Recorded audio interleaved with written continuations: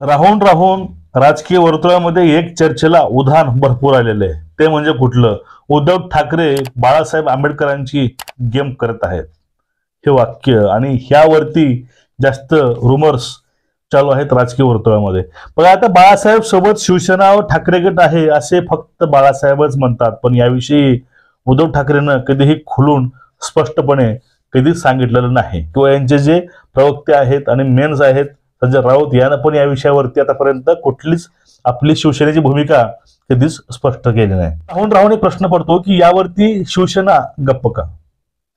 शिवसेनेने फक्त बाळासाहेब आंबेडकरांचा एक ऑप्शन म्हणून पर्याय ठेवलाय का, किंवा त्यांनी फक्त ऑप्शन म्हणून त्यांना ठेवलंय का? तर जाणून घेऊया आपण ह्या व्हिडिओमधनं हे पूर्ण प्रकार काय आहे. मी आपला मित्र राज जगताप, तुम्ही बघत आहेत आपलं चॅनल RJM 2.0. बघा, आता जागा वाटपाच्या माध्यमातून ज्या गोष्टी समोर ठेवलेल्या आहेत ते आहेत 12-12चा फॉर्म्युला. हा ठेवलेला 12-12चा फॉर्म्युला प्रकाशजी आंबेडकर म्हणजेच बाळासाहेब आंबेडकरांनी. बाळासाहेबांनी सांगितलेलं आहे की 4 पक्षासाठी जर आपण चव्हाण युती केली तर फॉर्म्युला काय असेल? 12-12-12 फॉर्म्युला असेल. म्हणजे 4ही पक्षाला प्रामुख्याने 12-12 ह्या जागा मिळायला पाहिजेत. पण यावरती असे पण चर्चा चालू आहे की बाळासाहेबांना फक्त 1 ते 2 जागा मिळू शकतात. हा झाला प्रश्न पहिला. दुसरा, शिवसेनेसाठी बाळासाहेब प्रस्ताव करता तयार. आम्हाला जर त्या 12-12 नाही भेटल्या तर आम्हाला ह्या 24-24 आम्ही करून घेऊ. कोण? शिवसेना आणि आम्ही. म्हणजे ते जर युती झाली नाही तर आम्ही युती ही शिवसेनेसोबत करू 24-24 जागेसाठी. झालं सर्वांपर्यंत क्लिअर आहे. पण इथे विषय काय होतो, इथे गेमचा विषय येतो कुठून? पण ज्यावेळेस शिवसेना जागेची मागणी किती करते काँग्रेसच्या आघाडीला? ते मागणी करत आहे 23 जागेची लोकसभेला. ज्या ठिकाणी आम्ही निवडून येऊ शकतो त्या ठिकाणच्या जागा ह्या आम्हालाच पाहिजे, त्या जागा आम्हीच लढवणार असं संजय राऊत म्हणतात आणि ते 23 जागेची मागणी करतात.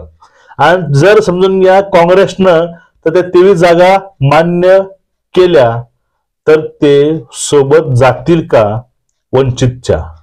हा प्रश्न तुम्हाला काय वाटतं? खाली कमेंट नक्कीच करा. आणि जर यांना जर वंचित सोबत यायचं असलं असतं तर त्यांनी काँग्रेसला 23 जागा मागवल्या असत्या का?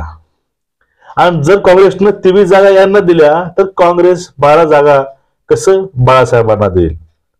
म्हणजे उद्धव ठाकरेची युती जर 23 जागा मिळाल्या तर युती त्यांची आघाडीसोबत येईल, अन्यथा युती होणार नाही असं दिसून येतं.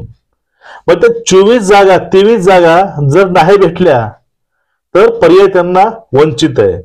पण त्यांना 23 जागा मिळाल्या तर वंचितला पर्याय कुठला असू शकतो? वंचितच्या पुढे आघाडी पण पर्याय नाही. आणि सोबत आपल्याला थाटून ठेवलेलं आहे शिवसेनेनं, आपण सोबत राहूया 24-24 वरती, ह्या फॉर्म्युल्यावरती. पण तोही फॉर्म्युला आपल्या हातामधून निसटून जाताना त्यावेळेस वंचित बघत असेल. म्हणजे एकूणच वंचितची गेम हे शिवसेना करत आहे का ठाकरे गटांची?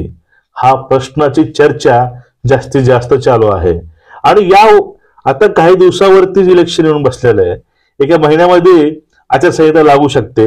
अशा वेळेस काँग्रेसनं पूर्ण भारतामध्ये युत्या केलेल्या आहेत, पण महाराष्ट्रामध्येच वंचित बद्दल नेमकं घोडं अडलंय कुठं? यावरती कोणीही ठोस भूमिका का घेत नाही? ना ठोस भूमिका शिवसेना घेते, ना ठोस भूमिका काँग्रेस घेते, राष्ट्रवादी घेते. कुठलाही पक्ष ठोस भूमिका का घेत नाही ह्याची पण चर्चा ते चालू आहे. आणि यावरून सर्वांना असं समजून येतं की ह्या इलेक्शन मध्ये काँग्रेसची आणि शिवसेनेची युती आघाडी होऊ शकत नाही असंच कळते. कारण काय, ज्यावेळेस ठाकरेंनी आणि राऊतनी 23 जागा मागवल्या त्यावेळेस तिकडनं उत्तर असं आलं होतं की जर आम्ही तर शिवसेनेला 23 जागा देऊ तर आम्ही काय करावं? म्हणजे याचा इंडायरेक्ट अर्थ काय होतं, जर आम्ही यांना 23 जागा दिल्या तर आम्ही काय गोट्या खेळायचे का? हा एक असा याचा अर्थ होतो.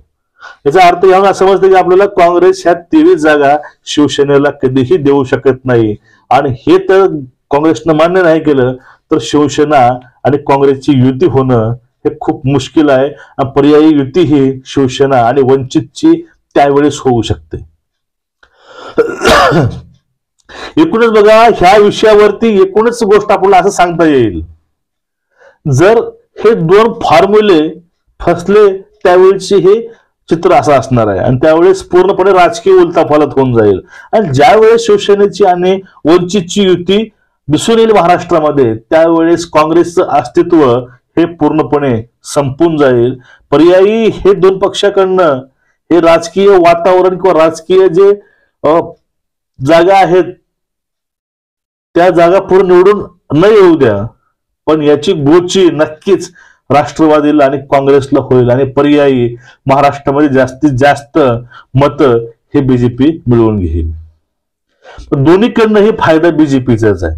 फक्त जर वंचित सामावून घेतला आघाडीमध्ये त्यावेळेस चित्र कुछ और असेल.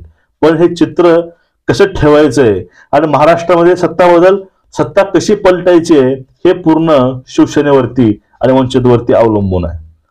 मग एकूणच याविषयी नेमकं पुढे प्रकरण होईल काय, ह्या जागे वाटपाचा तिढा कधी सुटेल आणि सुटेपर्यंत इलेक्शन येऊन ठेपेल का, यावरती निर्णय आघाडी काय घेईल याकडे सर्वांचं लक्ष आहे. एकूणच मला असं कळतंय की एवढ्या याच्यावरून या सर्वांमध्ये हे टांगती तलवार नेहमी वंचितवरच आपल्याला दिसते आणि तलवार नेहमी वंचितवरच आहे. पण किंग मेकर, गेम चेंजर हे वंचित ठरणार एवढं नक्की. तुम्हाला याविषयी नेमकं वाटतंय काय नक्कीच कमेंट करून सांगा. तुम्हाला आपले व्हिडिओ आवडत असतील चॅनलला सबस्क्राईब करा, बेल आयकॉनवर व्हिडिओ शेअर करत चला. जय हिंद, जय शिवराय, जय भीम.